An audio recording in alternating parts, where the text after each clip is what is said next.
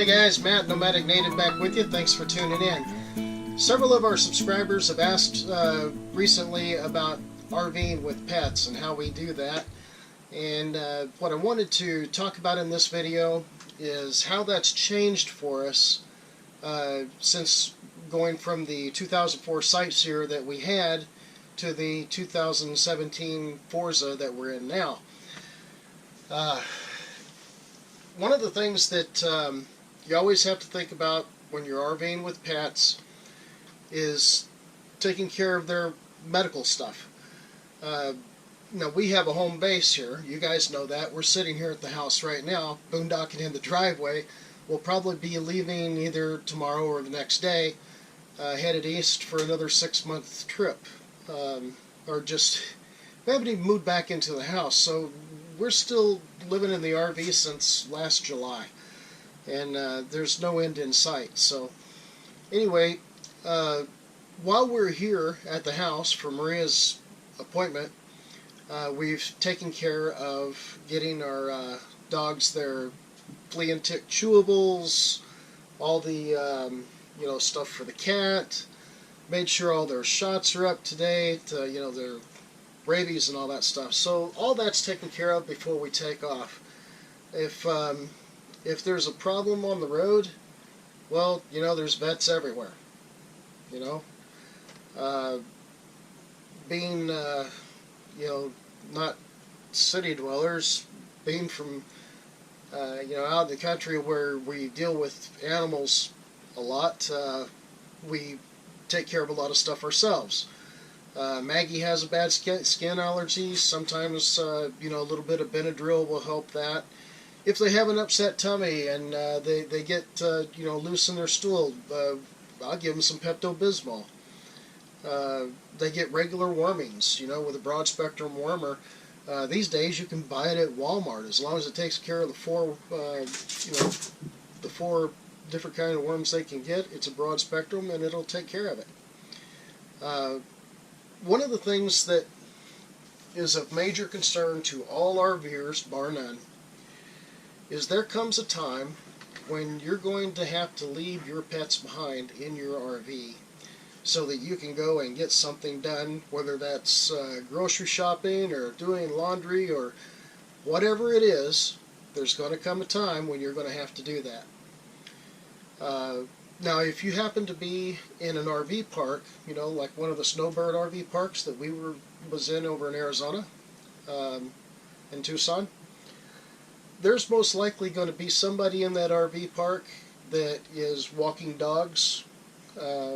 You will most likely meet a lot of people and become friends with quite a few of them who would be more than willing to come over and check on your pets while you have to be away. We did that for people at the RV park, friends that we met. But inevitably, there's going to come a time. For example, let's say you're boondocking. Okay, you're not plugged in, and you're boondocking out there in the desert somewhere, and you need to run into town and go to the store. It's morning time. It's 60 degrees, and it's going to be heating up. Hi, Tommy. And you're going to be leaving Tommy and the 2 dogs behind. Well, how do you do that? I'll explain. In the Sightseer, it did not have the automatic generator starting system, the auto gen start. So if we were boondocking and we needed to leave them behind and we knew it was going to be getting warm, we would have to leave the generator running. It was a 5500 watt generator, and the thermostats would have to be set. We usually set them to 75, and we would leave a fan in the floor running, one of the oscillating fans. And we'd leave the coach that way with them inside, and when it came time for the air conditioners to come on, they would cycle like normal, and that worked. Okay, but we were always worried. A generator is a mechanical device, right? And but it never failed us, not once. Anytime we had to do that, and it wasn't very often, but anytime we had to do that, and we were gone, for a couple hours maybe, We would come back. Yes, it had heated up during the day. The generator was still running, and the air conditioners were cycling. It was cool inside the coach, and everybody was fine. Okay. Now, since we got this new, that's Maria.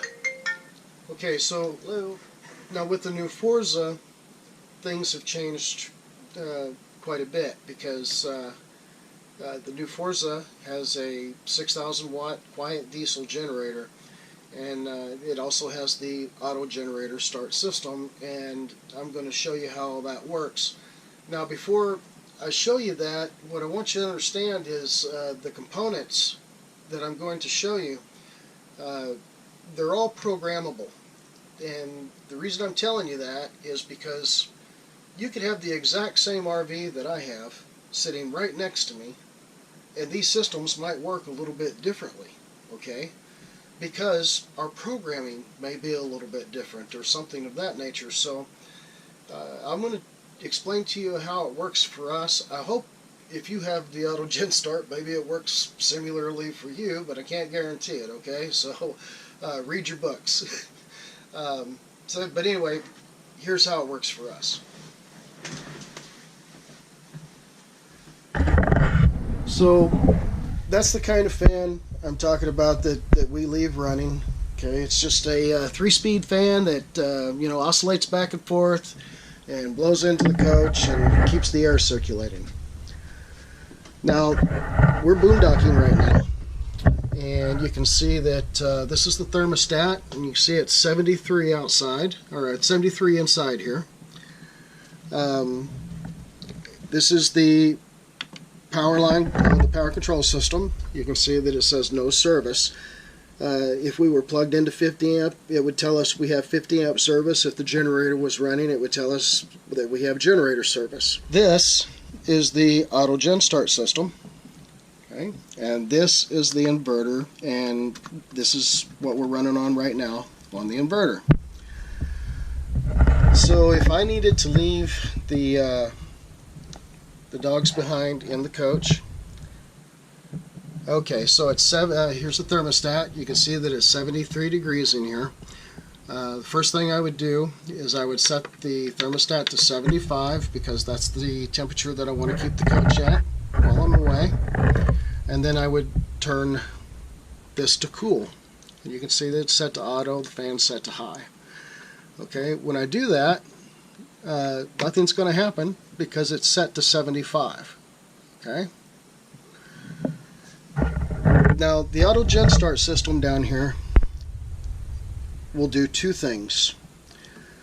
Now the next thing that I would do is I would set the auto gen start system to auto. Alright, that's going to do two things. The first is we'll run off the inverter.